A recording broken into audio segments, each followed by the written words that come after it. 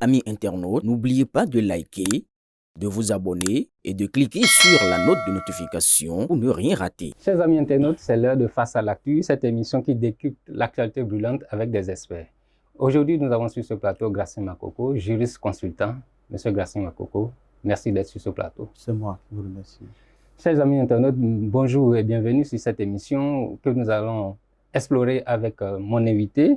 Nous avons deux sujets sur ce plateau, à savoir la course au perchoir pour l'Assemblée nationale après les élections législatives du 11 janvier 2026 et les accusations du président de la junte, je dirais, de la junte militaire du côté du Niger, qui, après les attaques de l'aéroport de Niamey, est revenu sur ces mêmes chansons, à savoir les accusations contre le peuple béninois ou bien contre le président béninois et d'autres, à savoir Macron et le président Ouattara. Deux sujets que nous allons explorer durant le temps de cette émission. Monsieur Gracien Makoko, comment analysez-vous ces deux sujets déjà? Non, je pense que ça va. C'est un bon ménage, sans péril. Premier dossier, sans plus tarder, les élections législatives sont passées, mais la bataille pour la présidence de l'Assemblée nationale fait rage. Le perchoir symbolise le pouvoir législatif. Gracien Makoko, en tant que juriste consultant, comment analysez-vous cette course pour le perchoir? Il est difficile de le dire parce que, vous savez, sous la gouvernance actuelle, depuis un certain temps, nous sommes entrés dans une logique de choix par l'euro. Les chefs de villages et quartiers de ville sont désignés, les maires sont choisis. Et dans cette logique, on a des difficultés à croire que pour désigner le prochain président de la 10e législature, cela va être le choix qui va passer par le bas. C'est comme si on n'a pas été accoutumé, d'accord, à l'élection, au choix des premiers personnages ou des premières personnalités des institutions par le bas. On a vu le cas au niveau décentralisé, on a vu le cas au niveau mairie, au niveau local, au niveau communal. Maintenant, pour la représentation nationale, je me dis, est-ce qu'il va y avoir de la bataille? Est-ce que le choix ne va pas venir également du haut? Et si on reste dans cette logique, on oublie très rapidement la possibilité de bataille. Et on se dit, on s'interroge, est-ce qu'il va y avoir bataille? Et mieux, est-ce qu'il peut avoir bataille? J'entrevois le président de la République comme un chef d'orchestre qui donne les directives à suivre. Vous vous souvenez, lors des deux précédentes mandatures, d'ailleurs la dernière, d'accord, qui va s'achever bientôt, la 9e qui va s'achever bientôt, ou même qui a déjà fait ses valises. Oui. En réalité, personne ne s'attendait à ce que ce soit M. Louis Vravonu.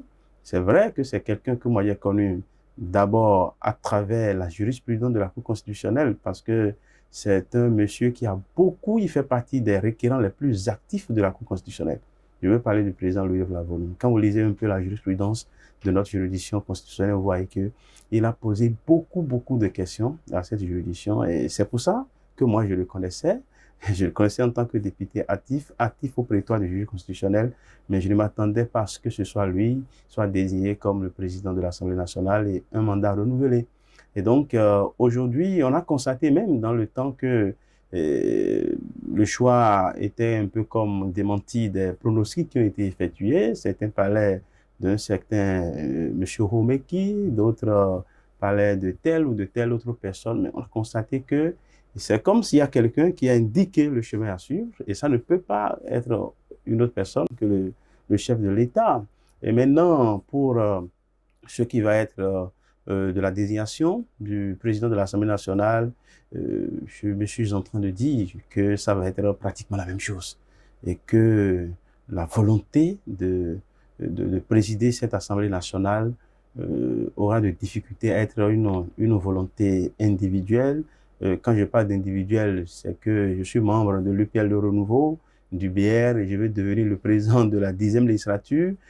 Ça, je pense que ce n'est pas, ça va être un peu compliqué. On attend de voir. Mais il faut dire quand même que à l'arrivée, on se dit que ça va être beaucoup plus le choix du président de la République que le choix des partis politiques, encore moins des individus qui auraient eu telle ou telle ambition dans ce sens-là. C'est un peu dérangeant dans une démocratie parce que l'Assemblée nationale est appelée à contrôler les actions du gouvernement et lorsque l'on se retrouve dans une hypothèse plausible, à savoir que le président de l'institution va être probablement, là, nous n'affirmons rien, le choix du patron de l'exécutif, ce n'est pas impossible, mais c'est comme si le travail législatif ne va pas être bien fait. On attend de voir, parce que tout ce qu'on dira sur ce plateau, dans ce sens, ça va être rien que des pronostics, et peut-être qu'une fois encore, les choses vont être déjouées, et que le pari que nous allons faire ici ne va pas vraiment... on peut parier sur le mauvais cheval.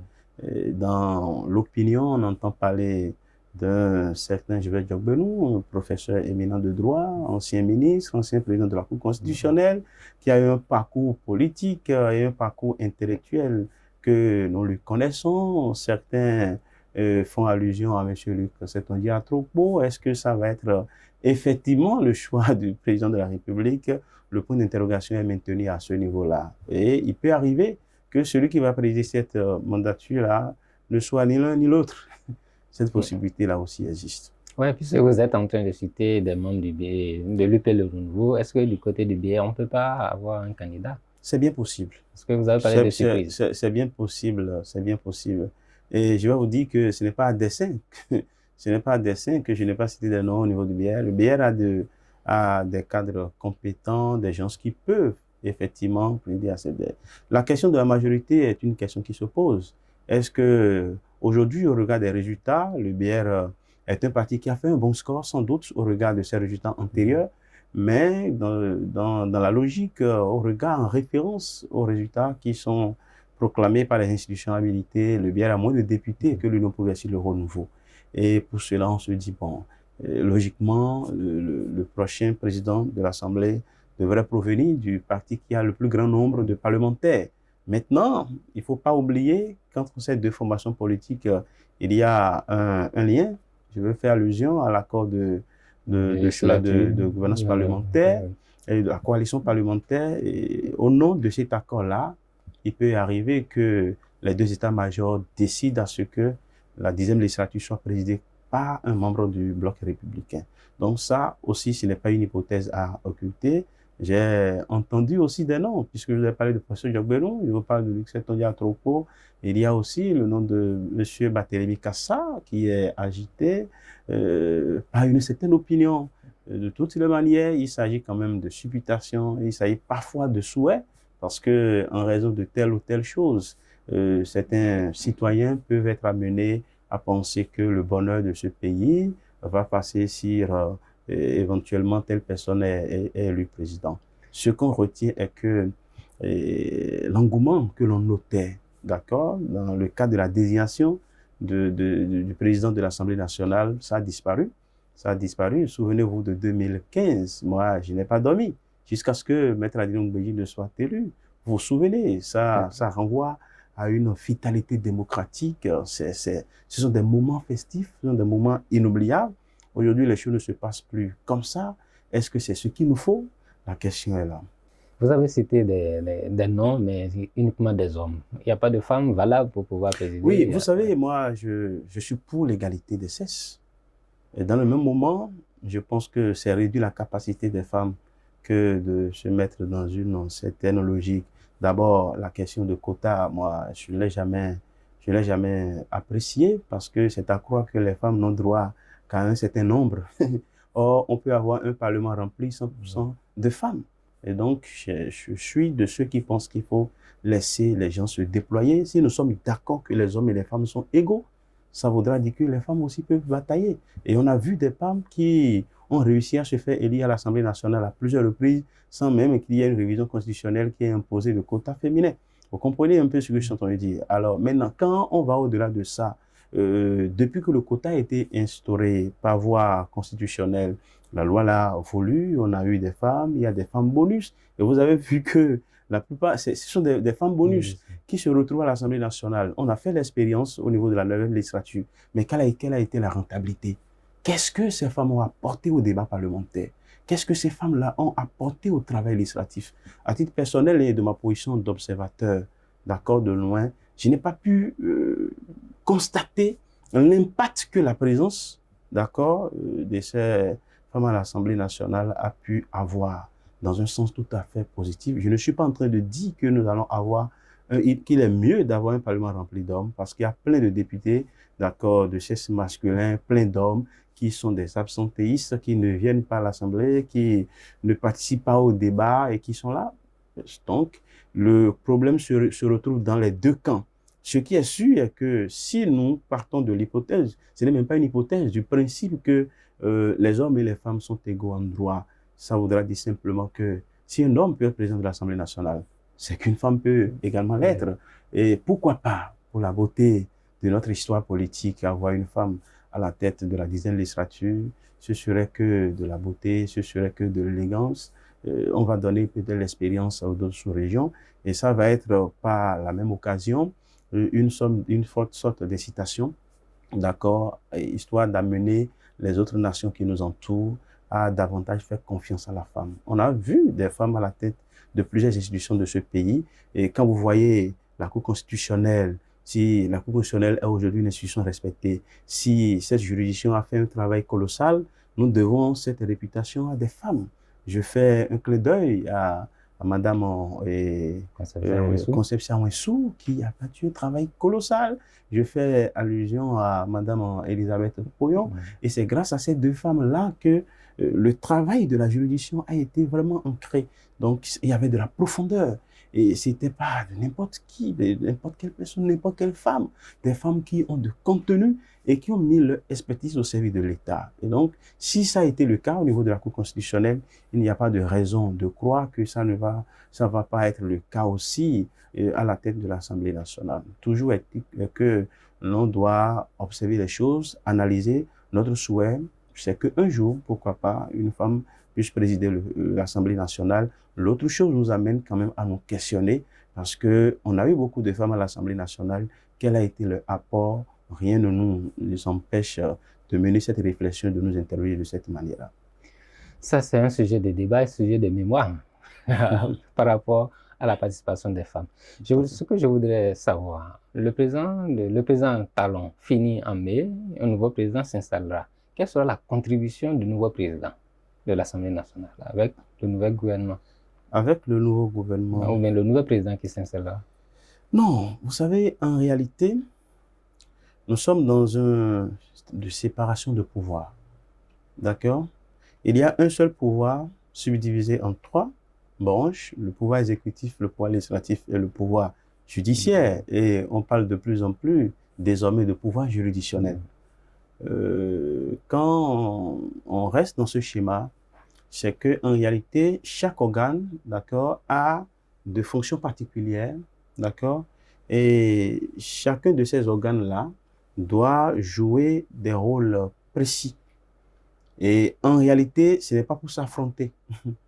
La spécialité organique qui s'accompagne d'une spécialité fonctionnelle n'a pas pour vocation d'introduire de heurts au niveau des différentes facettes du pouvoir politique, mais plutôt de la complémentarité. C'est pour dire que d'après la vision du système politique que nous avons choisi, je vais faire allusion au système démocratique, c'est que les pouvoirs sont séparés sans doute, mais chacun travaille dans son couloir pour contribuer au développement, pour contribuer au bonheur commun. Et dans cette vision, vous comprenez très bien avec moi que la notion de collaboration peut être soulevée, peut être évoquée, pour dire que le Parlement est là pour contrôler l'action du gouvernement, mais pas pour mettre les goulots d'étranglement sur le chemin des ambitions gouvernementales. Le Parlement est là pour voter des lois. Cela ne veut pas dire qu'il va voter des lois pour empêcher l'État, l'exécutif d'avancer. Cela ne veut pas dire aussi non plus que le Parlement va se contenter de voter seulement les lois selon les desiderata de l'exécutif.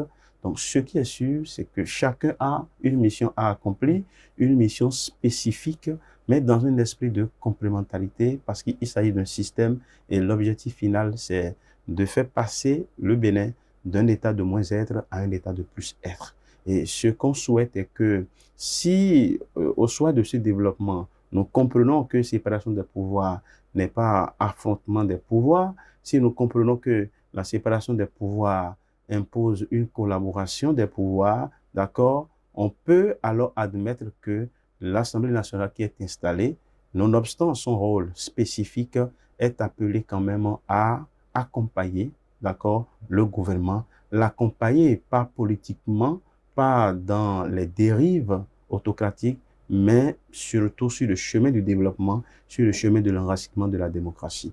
Et donc, vous comprenez avec moi, d'une manière tout à fait logique, que la législature qui va être installée, même après le départ du président Patrice Talon, est appelée à jouer efficacement son rôle et à faire feu de tout bois pour accompagner l'équipe qui va être installée après les présidentielles de 12 avril, afin que le développement puisse retrouver son chemin, véritablement. Merci, M. Makoko. Nous sommes au thème de ce premier sujet. Nous allons marquer une pause avant de passer au second. Amis internautes, n'oubliez pas de liker, de vous abonner et de cliquer sur la note de notification pour ne rien rater. Nous sommes de retour, comme je l'ai dit, changeons de décor. Au Niger, le chef de la junte, le général Abdourahmane Tiani, accuse des puissances étrangères d'être derrière l'attaque de l'aéroport de Niamey. Une déclaration choc qui interroge, puisque le Bénin a été cité dans ces accusations. Monsieur Gracien Makoko, quelle analyse juridique et politique faites-vous de ces accusations? Non, je pense que nous allons laisser les analyses juridiques et politiques. Il faut parler un peu du réalisme, du factuel, ce que tout le monde voit. Vous savez, je me suis posé une question. Après la sortie du général Tiani, je me pose la question de savoir les attaques ont eu lieu quand? Et entre le moment où les attaques ont eu lieu et sa déclaration, il y a combien de quelques heures. Mais quelles sont les enquêtes qu'ils ont faites? Je ne sais pas si vous voyez. C'est un peu comme si le Niger, à travers son président, s'est inscrit dans une logique de l'émotionnel. En principe, l'État qui se veut responsable lorsque des attaques du genre surviennent, il doit avoir une commission d'enquête. Il n'y a pas eu commission d'enquête. Vous n'avez fait aucune enquête, mais vous venez affirmer tout de go, d'accord, que voilà, le Bénin, la Côte d'Ivoire, la France, etc. C'est un peu comme si l'accusation était là avant même que l'attaque ne survienne. Il n'y a pas de logique, selon moi. Il n'y a pas de logique. Et les attaques ont eu lieu. Maintenant, l'autre chose, la frontière avec le Bénin est fermée depuis. Et il y a eu attaque au Niger. Et les gens supposaient que le Bénin a contribué à ça, ce qui est faux. Ce qui est faux. Et je vais dire donc que la mesure de fermeture de la frontière est inefficace. Alors il n'a qu'à ouvrir la frontière. Je ne sais pas si vous voyez. Oui. Parce qu'il avait fermé la frontière, parce que bon, il a perçu cela comme étant une solution. Les régimes militaires sont des régimes de propagande. D'accord? Ce n'est pas seulement en Afrique de l'Ouest. Ce n'est pas seulement en Afrique de l'Ouest, ce n'est pas seulement en Afrique. Tous les régimes militaires ont été des régimes de propagande. Et vous savez, les régimes militaires ne vivent pas sans les soupçons. Il n'y en a pas. D'accord? Ne vivent pas. Vous avez connu le régime de Jean-Baptiste Ouédraogo au Burkina. Les soupçons, avant lui, il y avait d'autres soupçons. Il s'était mis ensemble avec M. Thomas Sankara pour faire un coup d'État militaire. Et lorsque les deux se sont entendus, il y a aussi M. Blaise Compaoré, je vais dire les trois, qui ont fait un coup d'État contre un militaire, et ils ont pris le pouvoir, ils géraient le pouvoir. Sankara était nommé ministre. Et avec le temps, il y a de la discorde, et finalement, Sankara est venu faire coup d'État à Jean-Baptiste Ouédraogo. Et M. Jean-Baptiste Ouédraogo, qui vit encore, a sorti un livre pour montrer, pour parler de Thomas Sankara. Et certainement pas en bien. D'accord? Justement pour expliquer les rouages, ce qui peut rester, ce qui se trouve derrière, comment on appelle, ce qui se trouve derrière les changements anticonstitutionnels de gouvernement, les prises de pouvoir par la force, par les armes, par la rue, d'accord? Beaucoup de choses. Donc, ce sont des régimes qui viennent sur la base des accusations de défaut de performance, accusations d'incompétence, d'accord, contre leurs prédécesseurs, d'accord. Et logiquement, la population attend de ces régimes-là de l'efficacité, de la performance, d'accord? Et comme il n'y a ni efficacité ni performance, il faut bien chercher Des boucs émissaires. des boucs émissaires. D'accord? Et heureusement pour eux que la question de sécurité est là. Le terrorisme grandissant est là. D'accord? Et finalement, ils ont vu que bon, là, c'est un bon prétexte pour amener le peuple du Niger à croire, c'est vrai, on ne fait pas encore le développement, on ne développe pas encore le pays, mais c'est parce que nous sommes menacés. Ça, c'est une rhétorique, d'accord, qui est une caractéristique majeure des jeunes. Et vous voyez, au Burkina, c'est vrai que ce n'est pas du Burkina que nous parlons. Avec Ibrahim Traoré. Au niveau de Chola d'Ibrahim Traoré, c'est les mêmes accusations. Et le Mali ne fait pas ça à l'endroit des autres États. D'accord? En tout cas, des autres États noirs de l'Afrique de l'Ouest. Vous avez vu qu'il y a une sorte de sérénité. C'est vrai que le régime sous Goïta a cet art et cette dérive. On l'a vu, on l'a observé. Mais vous voyez qu'ils ne sont pas dans cette accusation fleuve comme ça. Et vous savez aussi que le régime malien avec Assimi Goïta était arrivé et les autres ont été simplement des conséquences. Ils sont restés dans l'imitation. Donc, le Mali était plus dans l'élan souverainiste, d'accord? Et les autres ont profité de ce vent créé par le Mali pour prendre le pouvoir. Et donc, il y a de l'impréparation. Et parce qu'il y a de l'impréparation, le résultat n'est pas là sur le plan du développement. Parce qu'il y a de l'impréparation, le résultat n'est pas là sur la réduction de la pauvreté, de la misère. Maintenant, si vous êtes un régime militaire qui avait accusé les autres d'être incompétents, et une fois que vous êtes installé, vous n'arrivez pas à régler les problèmes de la population va s'en prendre à vous. Et qu'est-ce qu'on fait pour que la population ne s'en prend pas à ces régimes-là? La solution qui est trouvée, c'est d'être en train de se victimiser à tout le temps. Et je me suis posé la question de savoir, et s'il n'y avait pas de terrorisme dans le Sahel, de quoi le régime de Tiani allait vivre et continuer à vivre? Et c'est un régime qui n'a même pas intérêt à ce que le terrorisme disparaisse au Niger. Ça, c'est la vérité qui ne se dit pas. Pourquoi ça? Parce que c'est un régime qui vit du terrorisme. C'est un régime qui ne s'est pas préparé, n'a pas un chemin, un plan de développement, un plan de gouvernement. Et les gens se sont installés dans la précipitation à cause des discours de palais. Et il y a les raisons officielles du changement qui est intervenu au Niger en 2023. On savait que entre le président Bazoum, il y avait un conflit personnel qui l'opposait avec le général Tiani. La question de promotion au sein de l'armée. Et finalement, tout cela a mal tourné. Et puis, il y a un coup d'État. Maintenant, il faut légitimer l'action. La légitimation, c'est qu'on veut quitter la France. Quitter la France, c'est le droit de chaque pays. Mais vous savez, quand vous prenez un État comme le Canada a été colonisé par la Grande-Bretagne. Hein. Et jusqu'à aujourd'hui, c'est le président de l'Angleterre, d'accord, qui est président du Canada, vous le savez. La reine. Donc, ils ne sont pas aujourd'hui le roi. D'accord? Donc, c'est le roi d'Angleterre qui fait office de président du Canada, alors que le Canada est un État indépendant qui est pratiquement la troisième économie la plus vitale de l'Amérique. Ça voudra dire quoi? Couper le pont avec l'ancienne métropole, couper le pont avec l'ancien colonisateur, c'est le droit de n'importe quel État, mais ce n'est pas la condition sine qua non pour le développement. Pour avoir le progrès, on travaille. Pour avoir le développement, on met en place des systèmes durables, des systèmes structurels, et on travaille pour. On développe le secteur de l'éducation, le secteur de la technologie, le secteur du numérique, et tous les secteurs stratégiques du développement, le tourisme. Regardez un peu ce qui se passe au Bénin ici, l'industrie vaudou. C'est vrai que les croyants qui n'ont pas bien compris un certain nombre de choses s'en prennent aux initiatives, mais ce sont des leviers de développement qui ont été identifiés, d'accord, et qui suivent leur petit bonhomme de chemin. Ce qu'on souhaite est que le gouvernement du président Tiani au Niger puisse décider en toute humilité de venir à l'école du président Patrice Talon. Est-ce qu'il a l'humilité? Non, en fait, c'est une invitation, d'accord, d'aller à l'école du président Patrice Talon.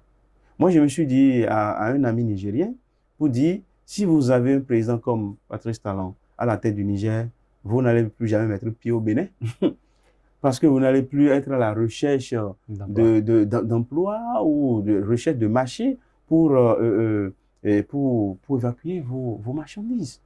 Parce que ce pays qui a tellement de ressources, regardez le sous-sol nigérien, plein. Vous savez combien, d'accord, les Chinois ont mis à la disposition du Niger pour convoyer une partie de pétrole brut? Des milliards de francs CFA. Mais quel est l'impact de cette somme colossale sur la vie des Nigériens? Non. Est-ce que ces sommes ont fait objet de dilapidation? Est-ce que ça a fait l'objet de, comment il va dire, de détournement de fonds? Mais de toutes les manières, ce que nous savons est que ça n'a pas changé la vie du Nigérien.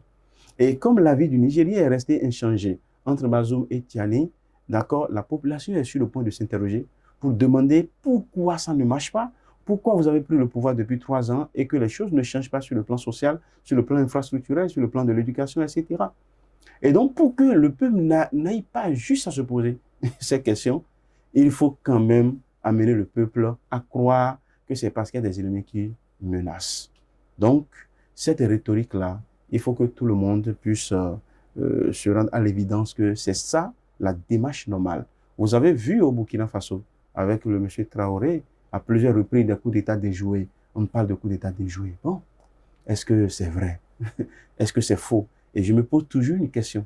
Celui qui a fait un coup d'État pour venir au pouvoir, pourquoi on ne va pas le faire de coup d'État? Mais s'il lui croyait à la démocratie, à l'accession au pouvoir politique par la voie des élections, il n'allait pas faire un coup d'État pour venir au pouvoir. Donc, celui qui tue par épée, il refuse de tuer par épée et d'être tué du moins par épée, et il s'en prend. Et Traoré est allé jusqu'à restaurer la peine de mort.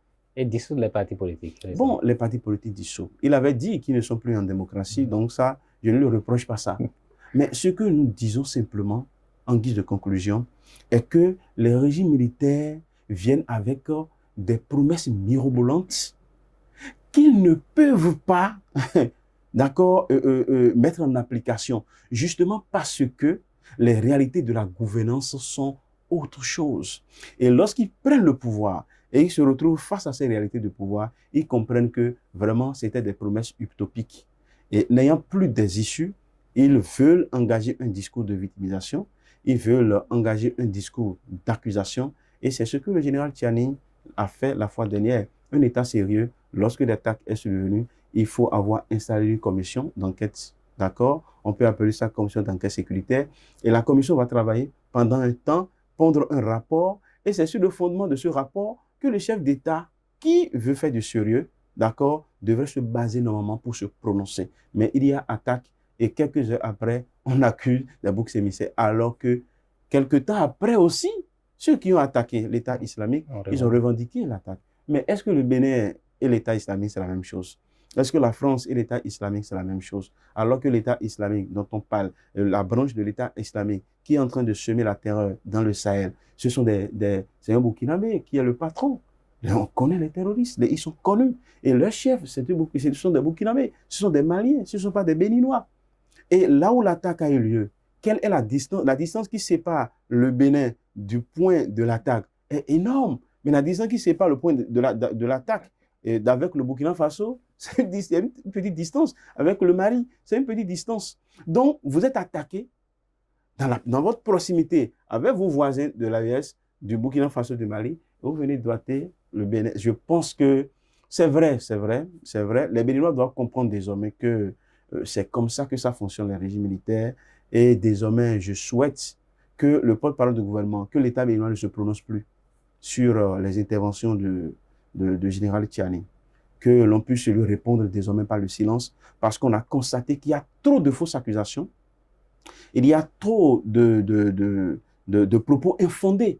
Et vous vous rappelez, M. Akelo, dans un passé proche ou récent, où le président Tiani donnait des coordonnées GPS. Exactement. Pour dire que, telle position, d'après ces coordonnées, voilà là où se trouvaient les terroristes au Bénin, etc. Mais lorsque les gens ont mis ça en œuvre, ils ont compris que ça tombe sur Mauritanie.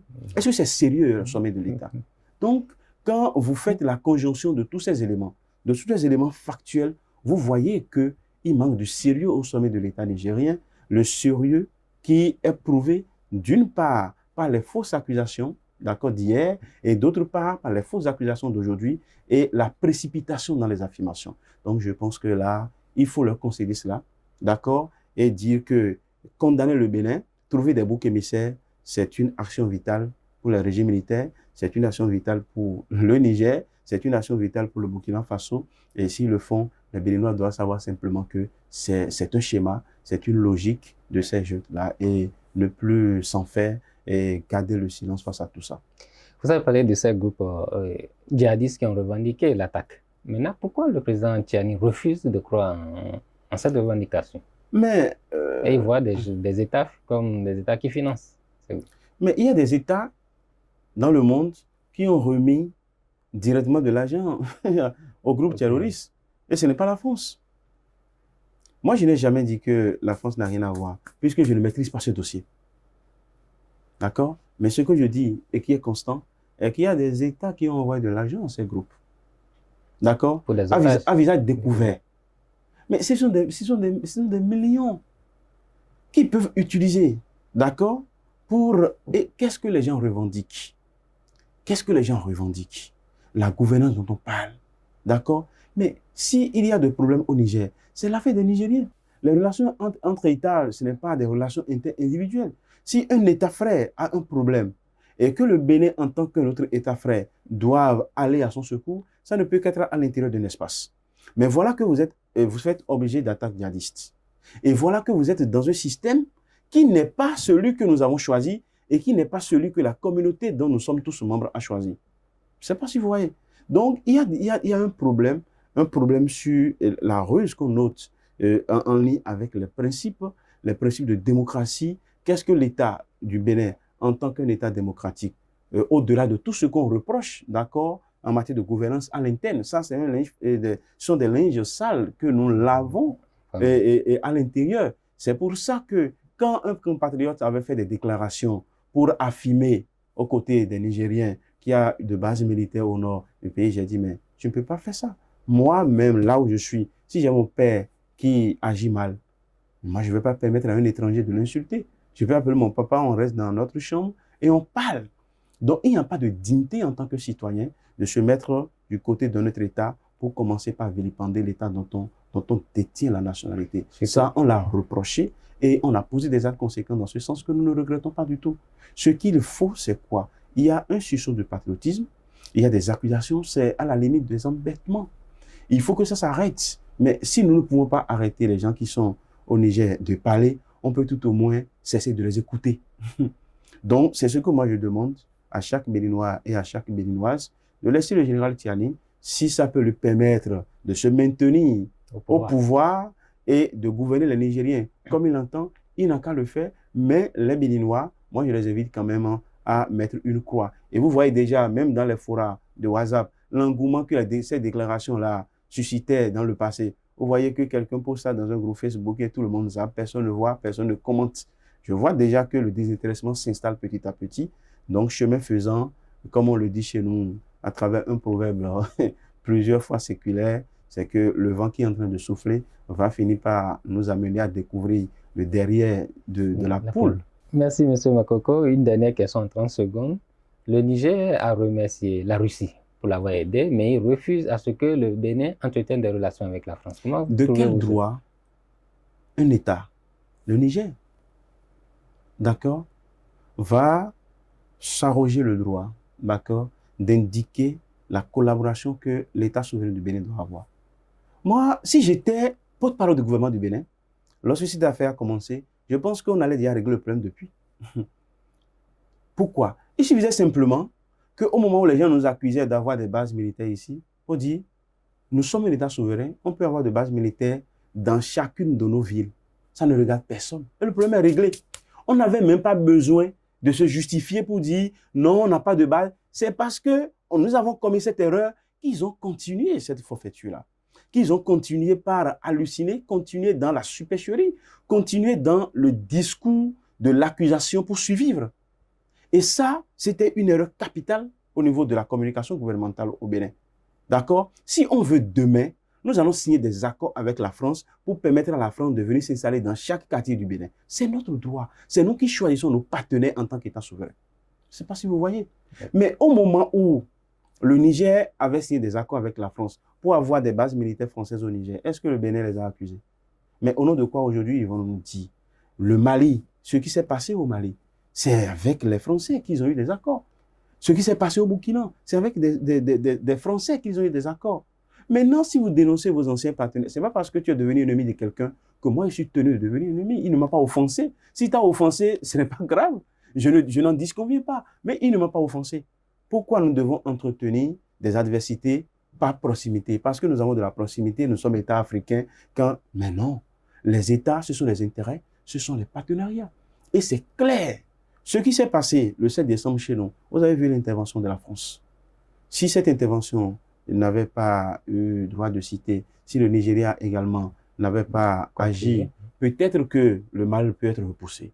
Mais il faut dire que ces interventions-là ont été capitales. Et c'est un message fort pour dire que le Bénin n'est pas seul, quand bien même il dispose d'une armée professionnelle. Ils ne sont pas seuls, on peut se défendre. D'accord? Donc, si nous sommes dans l'impasse, nous pouvons faire appel à tous ceux qui peuvent nous aider. Et c'est ce que la Constitution du Bénin dit. Lorsque l'ordre constitutionnel est sur le point d'être menacé, le président qui est là, le gouvernement qui est là, a le devoir, d'accord, de faire appel à tous les appuis, au plan interne, au plan international et partout. Ça, c'est un devoir, d'accord, pour le président de la République. Hein. Vous voyez ce que je dis, devoir. Et donc, le Bénin est libre de choisir ses partenaires. Il a félicité la Russie. Vous savez, il y a un discours trop trompeur de ceux en griffe qui sont appelés ou qui se font appeler panafricanistes. Le Mali l'a démontré dans toute son histoire politique. Le Mali était sorti du franc CFA dans les années 60 et ils sont revenus. Et au moment où ils ont quitté le franc CFA, au moment où ils utilisaient le franc malien, cette monnaie de Mali qu'ils ont revendiquée et ils ont commencé par utiliser chez eux, c'est en Tchécoslovaquie qu'ils vont imprimer ça. Vous voyez, où est la souveraineté dont on parle? Où est la souveraineté dont on parle? Si vous voulez avoir des partenariats stratégiques avec la Russie, ce n'est pas grave. Allez chercher la technologie militaire en Russie. Ce n'est pas grave. Mais si vous voulez changer la paternité française avec la paternité russe, la paternité turque, je pense que ce n'est pas la souveraineté. Les gens sont en train de changer de camp. D'accord? C'est comme si la scène mondiale, les relations internationales veulent se redéfinir et le Niger est en train de vouloir aller vers les BRICS. D'accord? Si c'est ça, c'est le choix. Ce n'est pas grave. Mais qu'ils cessent de nous dire qu'ils sont en train de lutter pour la souveraineté. Ils ne luttent pas pour la souveraineté parce que si moi j'étais président du Niger, d'accord, et on va parler réellement de souveraineté, une fois que l'uranium nigérien veut être exploité, les partenaires étrangers qui voudraient venir exploiter l'uranium nigérien, je vais leur demander de venir avec l'expertise pour former des ingénieurs nigériens. On ne va pas importer de l'expertise à l'étranger. C'est ça qu'on appelle la souveraineté.